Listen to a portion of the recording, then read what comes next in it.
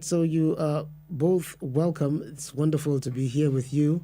And of course, before we go any further, uh, the views and opinions expressed on this program are for the hosts and guests. And I beg your pardon, the views and opinions expressed on this program are those of the host and guests and do not necessarily reflect the official positions of Search for Common Ground or PRTVC.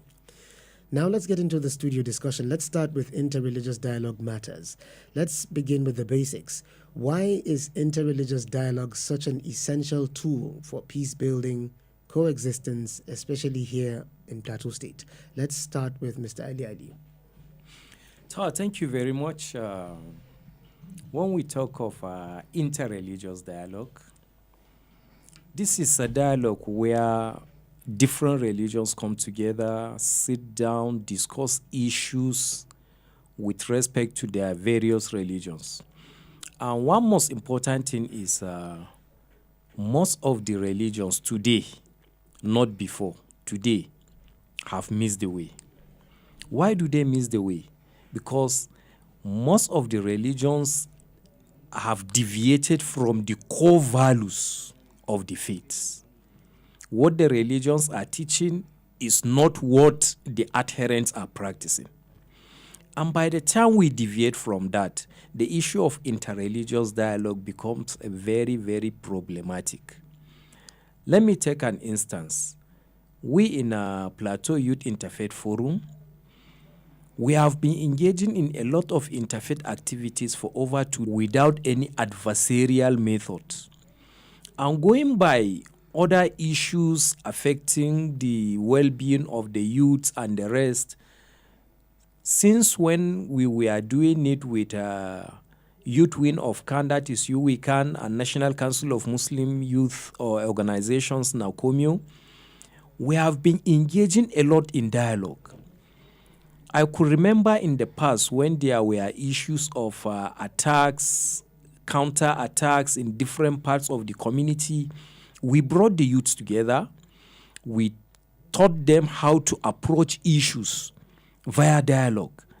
All the issues of Ampara before, with the collaboration, with the interfaith collaboration we had that time, those issues became subsided. Whenever they say Ampara ina, for instance, they say Angworogo, we have those to call from Angworogo. What is happening there? They will say nothing is happening. Before the wrong signal is passed, now other people know that nothing is happening in Angworogo. Or let's say Ampara Aina Angworokuba, we have our contacts there. We ask them, what is happening? Nothing is happening. That is how the issues began to de-escalate. And now we are beginning to see peace. So to tell you that issue of interfaith dialogue is very, very important and necessary. But the major thing is let the adherents, where they're supposed to pass it to the main audience, let them do it. Where they are not supposed to Propose to Mrs. Yanat. Could you talk to us about, of course, let's tilt that a bit from your own experience at the Plateau Interfaith Forum, or rather as sitting in for the PRO, for the co-PRO. When dialogue begins between groups that previously held suspicion, what kind of changes occur when you are able to get these two, either to at loggerheads, communities, or groups of people beginning to dialogue and have exchanges between themselves? Okay, once more, thank you very much for the opportunity to stand in. Practically, from the dialogues that Plateau Youth Interfaith initiated and then the story, I believe it's no longer news in Plateau State that worship centers have their services conveniently without blocking the roads and then what have you. I believe a lot of people will be thinking, maybe it's government or what have you. But I want to tell you that that's one of the success stories of Plateau Youth Interfaith Forum. We're able to bring the two religions together. All category critical stakeholders were brought together, respecting each other's opinion. And then after, of course, several trainings, trying to sensitize the different categories of the stakeholders and seeing reasons why we need to be very deliberate about bringing this space. Come, why don't we have worship? Must we block our worship centers? Must we threaten each other? Must we go against? On Sundays, you know how it is in Plateau State. If the road is blocked, like you're going from one place, you want to go to Gangari, Living Faith Road is blocked. You want to on a Friday, you want to ply Lamingo from British, and but with the help of PYIF, we're able to bring both parties together, and today, both faiths were able to come together to break fast in mosques. Air Force Airport Junction, the mosques there around that area. Fiber mosques. Beautiful. So that's a success. A lot of people will be feeling, is it possible? I mean, that's a practical example. It's not a hearsay story. It's something that has happened, all because of dialogue. What am I trying to say? It's simple. When you go, you have made us understand, actually, it has broken a lot of stereotypes. Because without dialoguing, you all work in imaginations.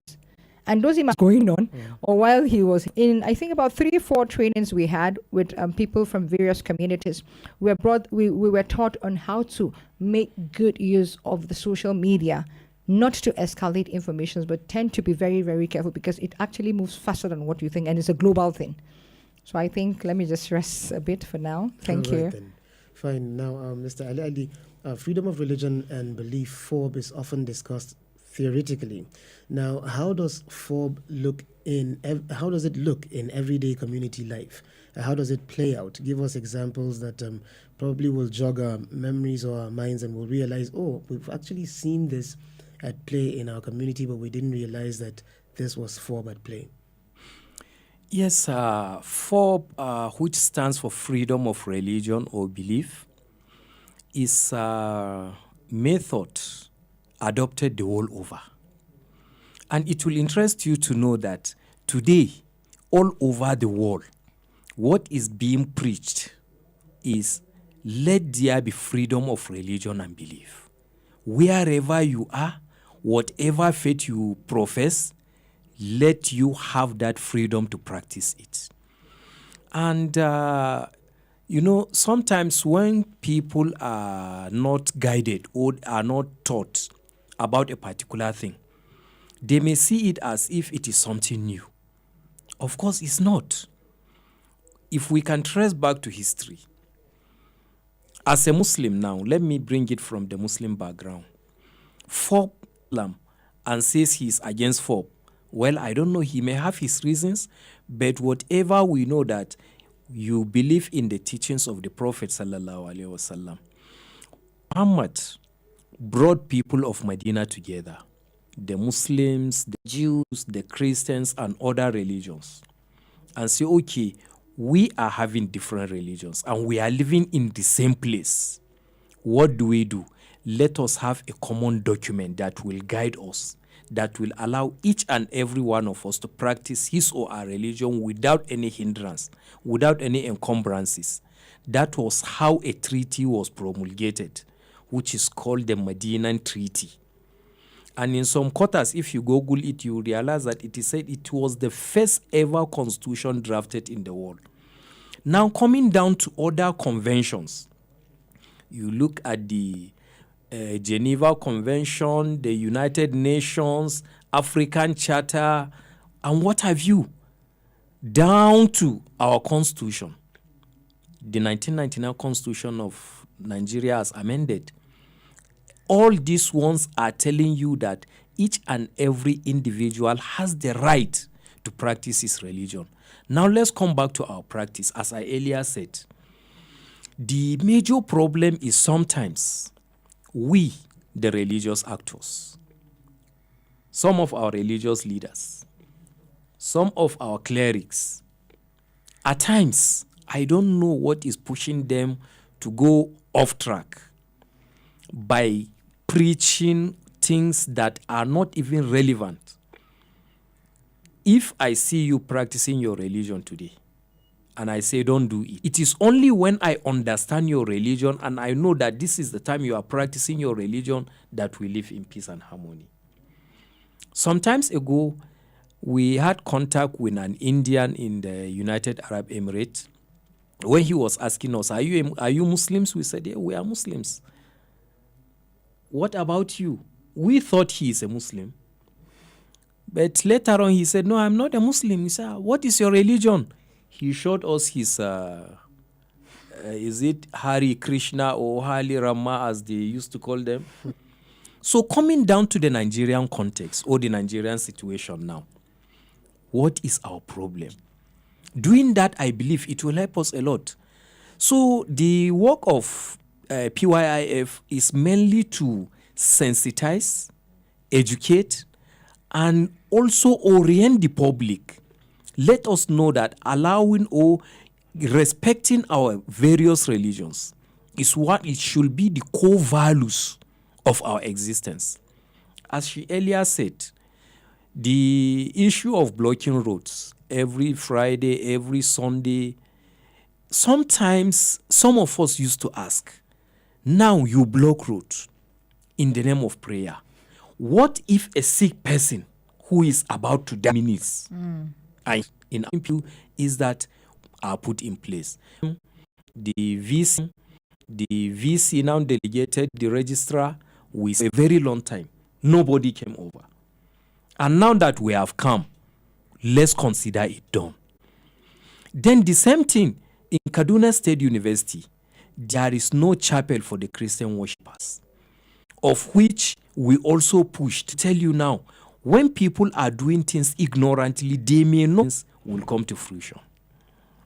All right, then now let's, of course, that was quite enlightening indeed, seeing as there's a lot that you've achieved as PYIF, in ensuring that FOB is actually being realized in our communities. Now, those examples where, respecting FOB de-escalated a situation that was potentially going to lead into conflict, or it was going to degenerate into something worse. Okay, thank you very much.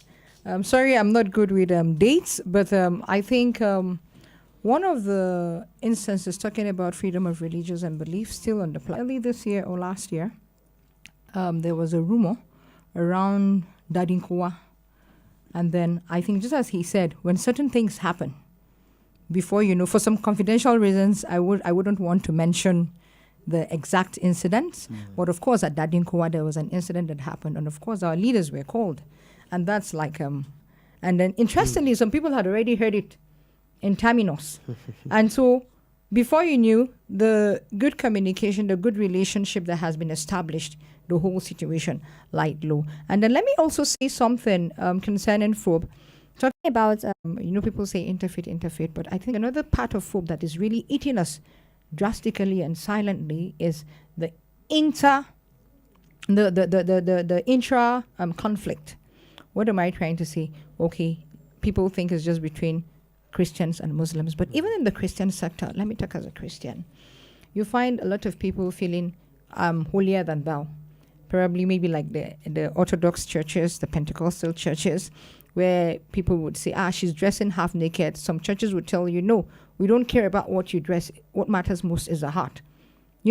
While I'm from Cocaine, but there are instances where it's so annoying that at times, even when you try to go into the church or when you try to go to some Pentecostal churches, I've personally had that experience trying to go into a Pentecostal church with my big veil.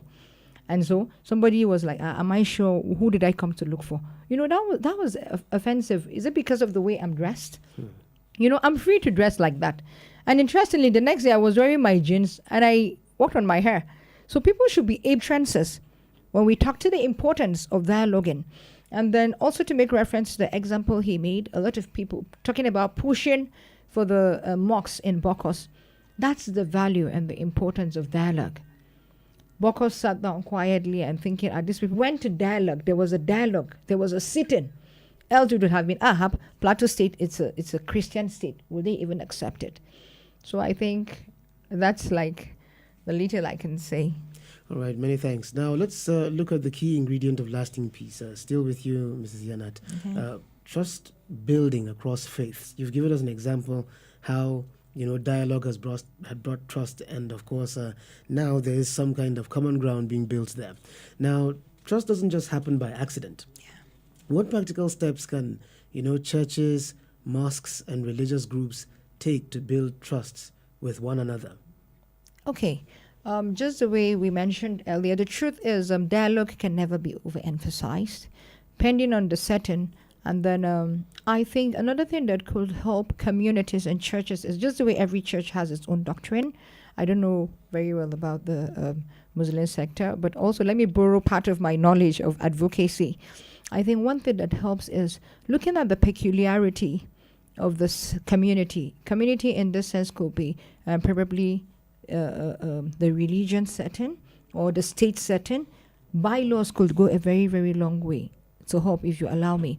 When setting your bylaws, bring the necessary stakeholders together. Okay, we know this is it.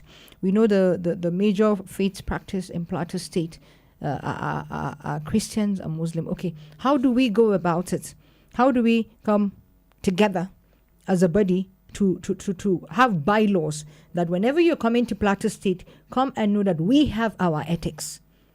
So that when you want to, for instance, go outside Plateau and maybe dress naked or do this, or maybe you want to even bath naked as a woman in front of a mosque, if you think that's acceptable in Enugu, you can come and bath naked in front of a mosque in Plateau State. That's just for instance. Why? Because some people borrow the European culture and they bring it and they say it's freedom of religion. Or at times you see girls almost dressing nude in terminus, and then somebody will tell you it's a freedom of, she has a right to live that way and what have you, But if both parties sit down and like, okay, as Christians, be you who, Christian, Muslim, sit down to come up with a bylaw, a state bylaw, and say, okay, this is it. Of course, if you go against it, you'll be persecuted. And then they're able to do justice to one or two people. I think that will go a long, long way to build trust in people with fairness. And just the way I said, this issue, the use of hate speech, also could be cautioned. And then still those bylaws, all the clergies, both faiths, would be brought to book. They should know that there's a law. But there are instances whereby when you come to law, people say, it doesn't work. For me, I believe it works. Because in PYIF, we sat down to come up with a framework. It was like brain cracking, but very, very interesting. We threw our differences together. We had like 3-4 sessions where all religions, I keep having that memory. It's so wonderful and so fantastic.